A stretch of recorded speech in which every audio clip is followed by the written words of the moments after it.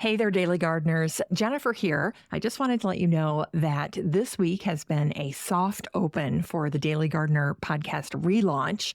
So you will notice that yesterday and today there were published episodes, just trying out a few things here. And then the full relaunch will start on Monday of next week. But I need to spend the rest of this week traveling and working on a few of the back end things that make the show work, just to get the website ready, etc., etc. And then we should be good to go. And I look forward to posting new episodes. So anyway, enjoy these 2 episodes. Let me know what you think. And I look forward to a new season of the show, which will start fully on Monday.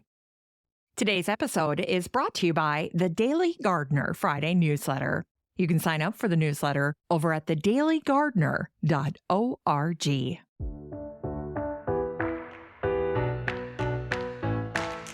Hi there, and welcome to The Daily Gardener, a podcast about garden history and literature. I'm your host, Jennifer Ebling, and today is April 25th. Well, this past Sunday, my husband brought home a little handout that they'd given out at church in honor of Earth Day.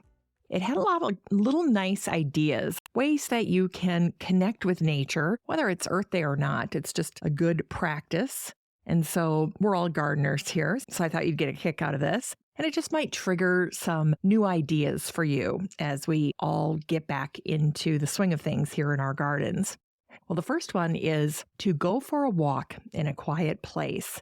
And because our church has a labyrinth, they suggest using the labyrinth. But it got me thinking about labyrinth gardens. They're very easy to install. I shouldn't say easy. Nothing's ever completely easy in the garden, but they're relatively easy to put in place. And they are such a wonderfully relaxing space, especially if you have a larger property and you're wondering how you can best utilize it. Maybe if you're thinking about incorporating some garden rooms, could definitely be a labyrinth or a spirit walk.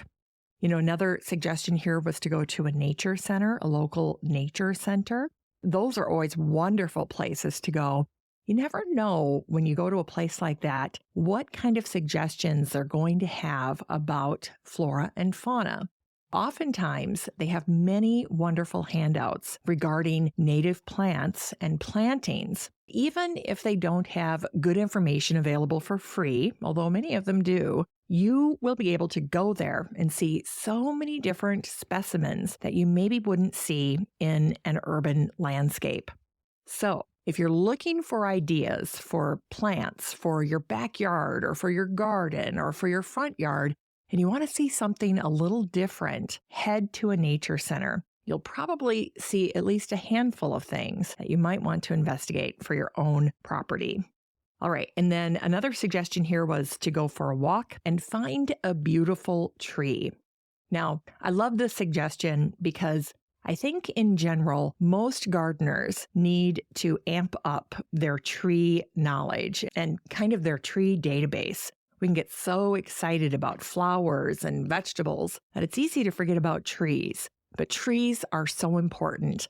And if I was a new gardener starting out, or if I had just bought a property, trees are always the first place that I start. In fact, today at 3 o'clock, I'm heading over to a garden. And when I think about the vision that I want to put in place for this particular parcel, what I'll be doing is starting with the current trees and then thinking about what future trees need to exist. And then that gap in between is where everything else will happen. Now, one other little piece of encouragement that I want to give you is to head on over to YouTube if you get a chance. There are so many wonderful tree identification videos. I just happened to be on YouTube the last couple of days, and I happened upon some really marvelous tree identification videos. These are really important for people who live in cold climates when you don't always have leaves available on the trees. So check those out, boost your tree identification skills, and also pick up a few books on trees. Some tree books are always good references. Next on the list here is to visit a nearby pond or lake. Now, for gardeners, These types of visits are really important because oftentimes we want to incorporate water elements in our own gardens. Maybe you have a fountain. Maybe you actually are lucky enough to have a river, or maybe you live by a pond. Well, the last thing you want to do is landscape near those water features without familiarizing yourself with what's going on around ponds and lakes in your area. What do you see growing near these naturally wet areas that actually speaks to you? Is it the willow trees? Is it grasses? What do you notice in terms of structure? What do you see for boulders or for trees? Or maybe even man-made items that you like. Maybe there's a fire pit by a pond. Maybe there's a bench or a seating area, or an outcropping of stones that make a council or meeting area. Just a few things to pay attention to on your visit to a pond or a lake nearby. And then we just have 2 left to go here. The next one is to go outside after dark on a clear night and admire the beauty of the stars. And I would also encourage you to look around your garden and your property to see what it looks like at night. What stands out? Where do you need to incorporate elements of lighting? Can you see your walkways and paths? Is it just simply too dangerous to be outside at night? Is there a place where you can go in your garden in the evening to enjoy being outside? Do you have a gazebo, for instance? Is there a fire pit area? Is there a spot where there's some cafe lighting and some mosquito netting? That probably also needs to be a consideration if you're going to go out at night. And then finally, the last suggestion here, and I think it's such a good activity for gardeners, is to be part of a park or highway cleanup event. Maybe this is the year that you and your family or some friends want to adopt a highway or adopt a street or adopt a local park. All of those things are good ways that you can give back, be good stewards of the environment, share your garden wisdom, and make a positive difference in your own community. All right, it's time for today's garden history.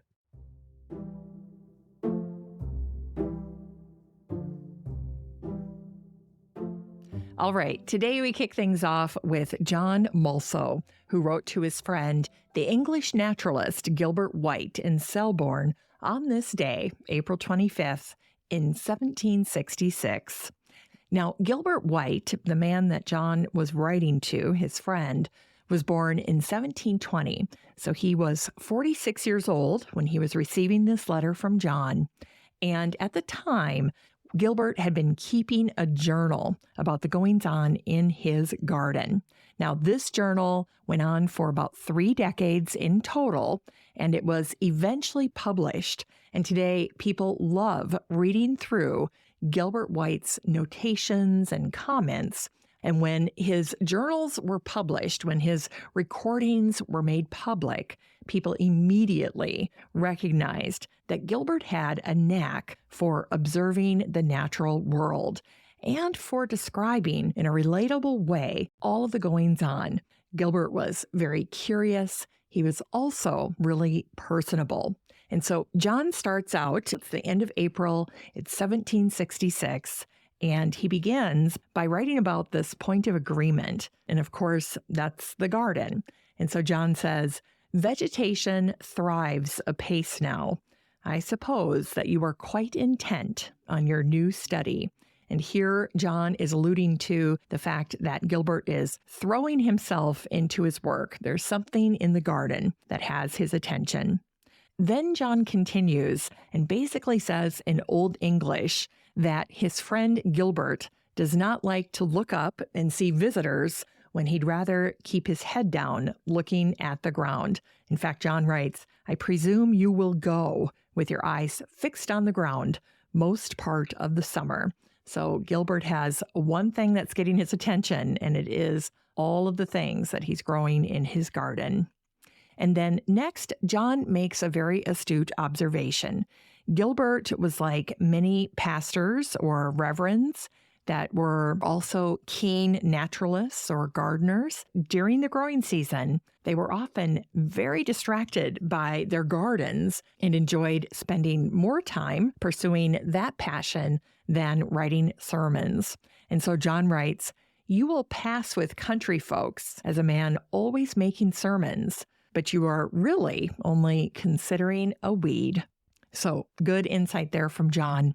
And he ends by saying, "I knew in general that all flesh was grass, but I did not know that grass was flesh before." So there you go. A long ago letter from one gardener to another.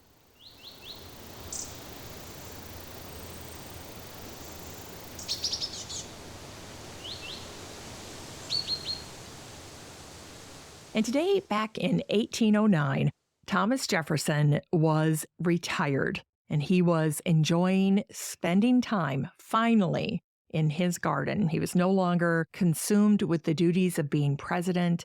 We know that in the last year of his presidency, he spent many, many hours pining for his garden and spending time growing the plants that he'd been accumulating from his friend Bernard McMahon, as well as other plantsmen and seedsmen. And so he'd been dreaming of this moment, retiring and spending time as a gardener. In fact, he wrote to his friend on this day, "I am constantly in my garden or farms and am exclusively employed out of doors as I was within doors when I was at Washington." So he's spending all his time outside. And then he says, "I find myself infinitely happier in my new mode of life." And isn't that an interesting observation and something that may pass by unnoticed? But this change in seasons, the warmer weather, getting outdoors, plays a role in our attitudes and in our moods. We get more vitamin D. We feel more energy. We're eating the fresh green offerings from our gardens, whether it's microgreens or asparagus. The rhubarb is popping. Heck, you can even eat some hosta leaves, those little tiny rolled up cigars as they emerge from the earth. You can cut them and fry them up in a pan the same way that you would asparagus. And if they're good enough for the deer, they're good enough for us. They're pretty tasty. The key is to harvest them early, just like you would the fiddleheads. The joys of spring.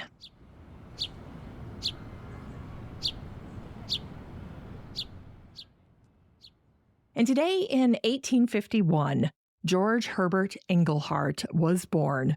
And like Gilbert White, Engleheart was a pastor. He was a reverend, but he was also a gardener and a passionate plantsman.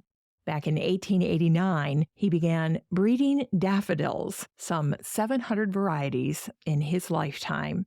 Sadly, so many of them have been lost to time, but we know that some survived. So if you like Beersheba or Lucifer or White Lady, you owe a debt of gratitude to Reverend Engleheart.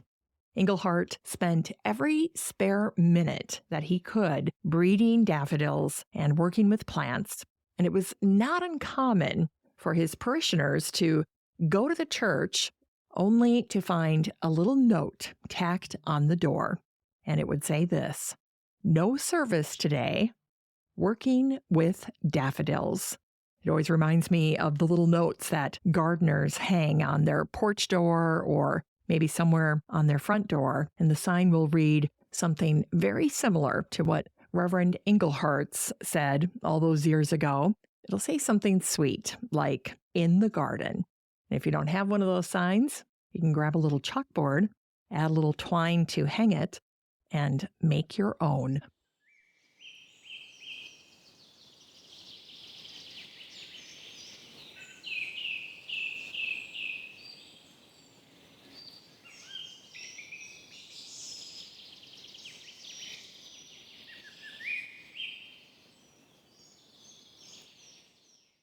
And it was on this day, April 25th in 1905, that there was a big wedding in the botanical community. And it was David Fairchild, the great botanist, marrying the daughter of Alexander Graham Bell. Marian and David Fairchild had a long and happy marriage. David Fairchild went on his plant explorations, and Marian would often accompany him. Together, the couple had 3 children. It was a very happy marriage. And of course, David Fairchild is considered American botanical royalty for all of his collecting and introducing plants to the United States. And those plants include items like pistachios, mangoes, dates, soybeans, flowering cherries, and nectarines. If there was no David Fairchild, we would not have cherry trees flowering in Washington, D.C. We might not have kale at Trader Joe's. David Fairchild is the man who brought kale to the United States after one of his trips. He also brought the avocado here as well. David Fairchild had a fair amount of luck in his life. I think if you talk to most successful people, they'll speak about luck or circumstances playing to their favor. In David's case, he had a generous benefactor, a wealthy woman named Barbara Latham, who funded many of his adventures. And of course, by marrying Marianne Bell, his father-in-law was none other than Alexander Graham Bell, and I'm sure that connection opened some doors for David Fairchild as well. Now, today you can continue to learn about David Fairchild and see his legacy at the Fairchild Tropical Botanic Garden in Coral Gables, Florida. It is filled with many of the plants that David himself collected, and of course, it's named in his honor.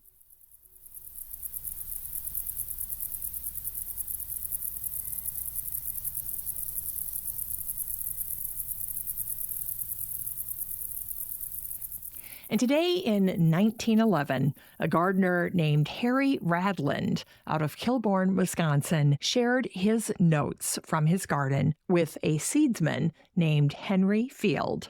That year, Henry had announced a little garden contest for his customers.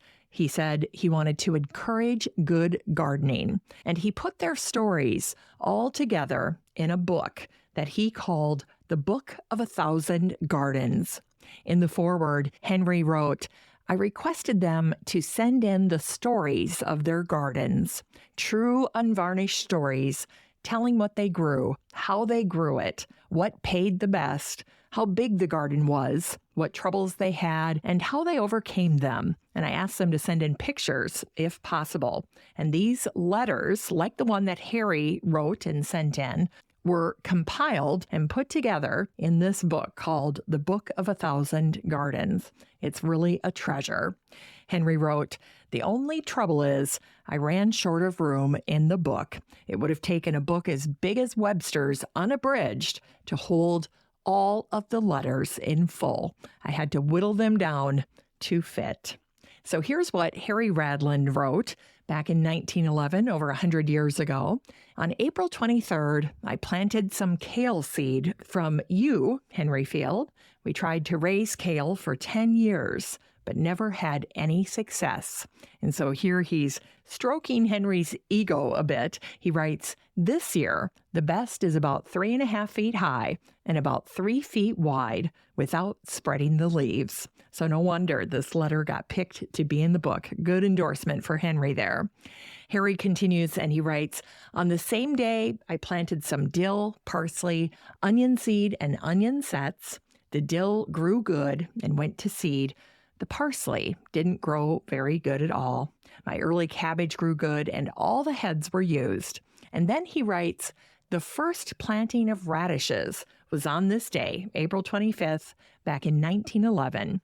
He says, "I have had radishes all summer, and the Shenandoah tomatoes in the garden are dandies, the best we ever had." A little glimpse into the life of gardener Harry Radland in Selborne, Wisconsin.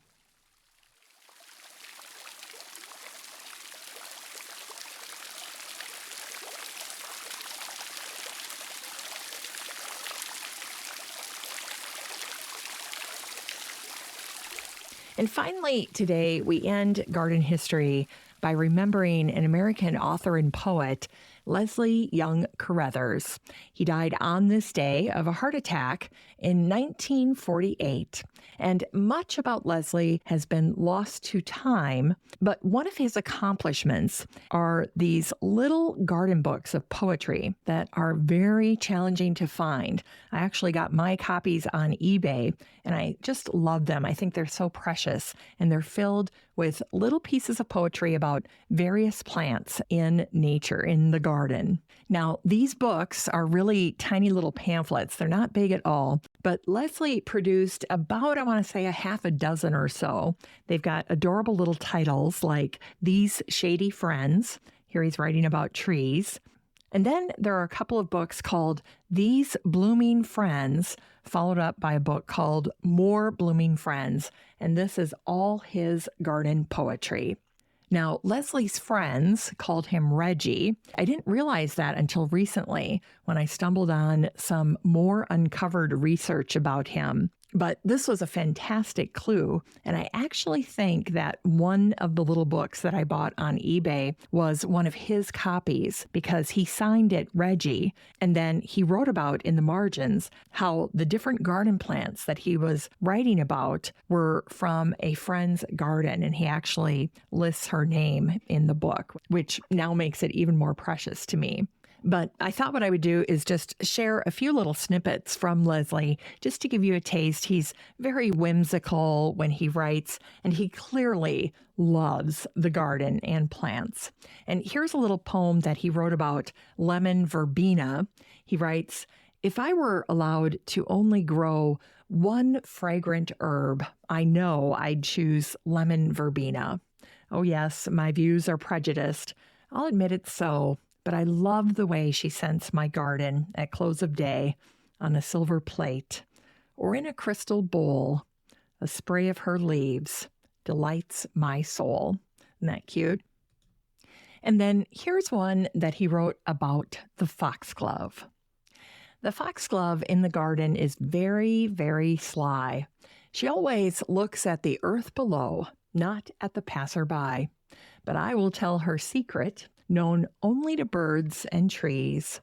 When no one is near, with her spotted lips, she eats the bumblebees. Very cute. And then here's one from his book called More Blooming Friends. This one is about the monk's hood. "Beware of the monk's hood. His deep purple cowl is a tricky disguise. He's as wise as an owl. You may think that he bends his hand over to prey. He doesn't. He brews fearful poisons all day. He's a wicked magician, by evil obsessed. Don't be tricked by his acting or how he is dressed." So that's what he wrote about monkshood. Obviously, a very poisonous plant, very beautiful. I used to grow monkshood right outside my front door, but I got so discouraged growing it because it wouldn't bloom until October, long after so many of my other plants in the garden had already gone to sleep. So I didn't feel like it fit with my garden. It was such a late bloomer. But in any case, this gives you a little sampling of the poetry of Leslie Young Carruthers, known as Reggie to his friends. And so I'm just hoping to make gardeners aware of some of his work. It's very quaint and charming. And that's today's garden history.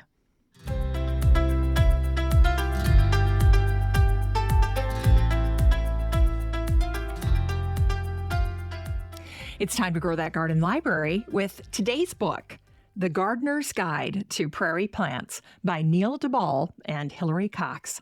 Well, this book came out this year. It's another brand new book for gardeners, and it is an invaluable reference for prairie plants. So if you are working with native plants, if you are putting together a tiny meadow, like we discussed with yesterday's book, Tiny and Wild, or if you simply want to add to your garden reference collection, then this book is truly a gem. Here's what Doug Tallamy wrote about this book. I think Doug is probably one of the top experts when it comes to prairie plants. Doug writes, if you are looking for the complete, and I do mean complete guide to prairie ecosystems, you will not do much better than this book. The authors not only cover what prairie species look like at each stage of their growth, first, they also dive deep into their historical and ecological roles in prairie ecosystems. So, an exceptional book and reference guide. Now, what I love about this book is the way they produced the cover of this book. This is really meant to be a field guide. The cover, even though it's a paperback, it's kind of got a little more firm cover that's wrapped around it, and it's also washable. So I imagine having this book in the car with me, out in the garden with me. It's just such a wonderful resource. Now, I just want to take a second and say, have you ever seen Neil DeBall? Maybe you have, maybe you are lucky enough to have attended one of his workshops or presentations. But I just want to say he is the friendliest looking guy, and he is so approachable and sincere and genuinely passionate about plants. I've watched some videos of him on YouTube. He is a wonderful, very generous speaker and expert in the area of native plants, prairie plants, meadows, wildflowers, and the like. So the minute I saw that he was one of the authors for this book, I immediately put a little heart by it. And I was like, yes, I need to see this copy so that I can see what he did and I can also tell you about it. Now, I'm going to walk you through how the book is structured, but I'm not going to get too deep in the weeds here, no pun intended, but I will walk you through each of the chapters. So the book starts out with the history and ecology of the prairie. They do talk about understanding your soil, which is obviously really important for growing anything, much less prairie plants. Then they talk about how to design, plant, and maintain prairie gardens. Chapter 5 is a big chapter because it's talking about all the different types of plants. It's a prairie species field guide. They go into great detail about monocots and dicots, grasses and sedges. This is about 300 plus pages worth of data here. Chapter 6 is all about establishing a successful prairie meadow. And so that dovetails nicely with yesterday's book, Tiny and Wild. So this would be a great companion piece to that book. I would say that book is more artistic and design oriented. This book is more of a reference. Chapter 7 talks about burning your prairie safely. Chapter 8 is propagating prairie plants from seed, which is pretty easy to do and also a great way to save money because obviously if you're creating a prairie, you need to have plants in mass. Chapter 9 is propagating plants vegetatively. So 2 great chapters on propagation there. Then chapter 10 is a really nice add to this book. It's the prairie food web. So there's a deep dive on that. And then there is a really nice chapter, chapter 11 at the back of the book, goes through the various prairie seed mixes that you might be intrigued by. So if you are considering growing a prairie, I had a friend do this a couple of years ago over in Corcoran, a community nearby to Maple Grove, and they did a beautiful job. But anyone who's grown a prairie will tell you there is the science of growing a prairie, which is exactly what is covered in this book. And then there is the art of growing a prairie and maintaining a prairie. So it's a little bit of both. It's the yin and yang of prairies. But this book will be an absolutely indispensable guide if you are serious and curious about prairie plants, native plants, especially if you're doing some restoration work. Maybe you are a landscaper and you need to work with a lot of native plants. Maybe you're just a gardener who has a passion for prairies, meadows, wildflowers, and that type of thing. But this is a really, really great guide. It's a heavy book, but it's not so heavy that it's cumbersome or not usable. Now, this book, because Neil and Hillary are such great experts, this book is getting a ton of praise. They both have lots of street cred, and rightfully so.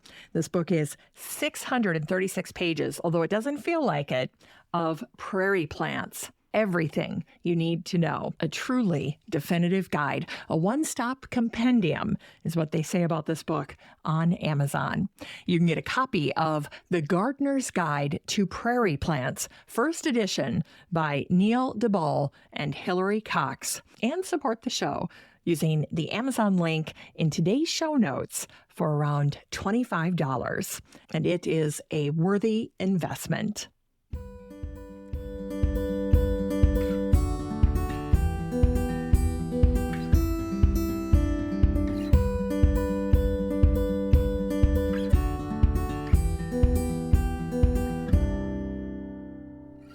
All right, we end the show today with a little botanic spark that features Maurice Baring. He was a soldier during World War I. He was with the Royal Flying Corps, and he kept a war diary. And I think that Maurice would be surprised and yet delighted to know that he is part of a gardening podcast here in 2023. But I found an adorable little review of his diary, which became a book called A War Diary by Maurice Baring. And so I want to read what he wrote on this day, but I also want to share this little review of his book. So let me do that, and then I will get into what he wrote during this time, April of 1917, and maybe a little bit of May. We'll see how far we get here. But the reviewer wrote, "The remarkable thing about Maurice's book is that although it has an objective quality, it is also extraordinarily personable." Maurice noted down whatever interested him at the moment during the war, and he conveys to us what the war was in reality to him. There's news and odd rumors that pour in from all sides.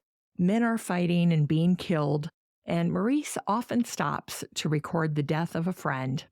Yet his other interests persist, and for me as a gardener, I absolutely delighted in the number of times that he mentions some plant or something that's happening in nature. And it was clearly an anchor for him in the midst of the chaos and the heartbreak of wartime.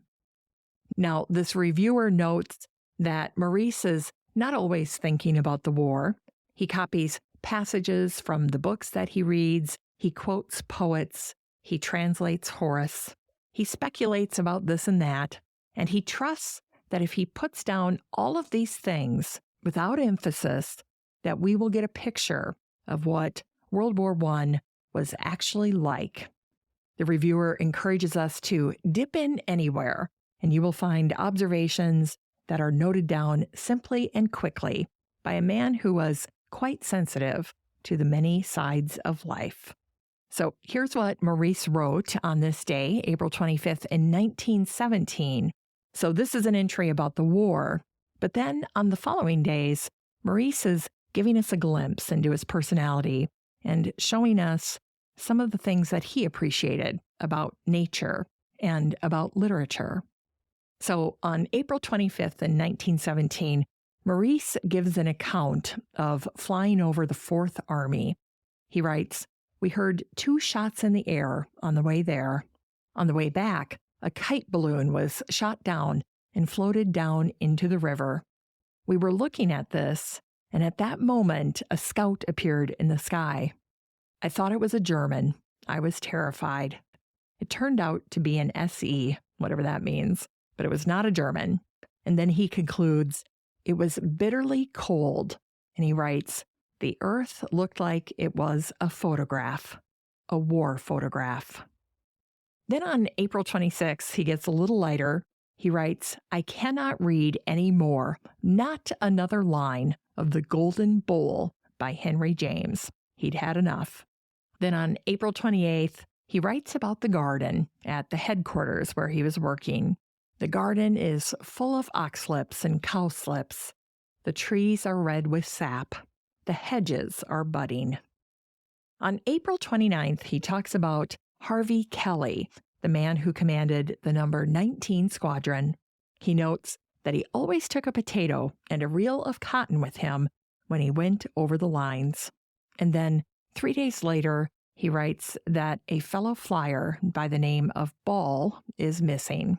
His departure and likely death had cast a gloom over the entire group of men. Maurice noted he was the most modest and engaging character. So a little look back at World War I through the eyes of a man who was a nature lover, a gardener, and a pilot.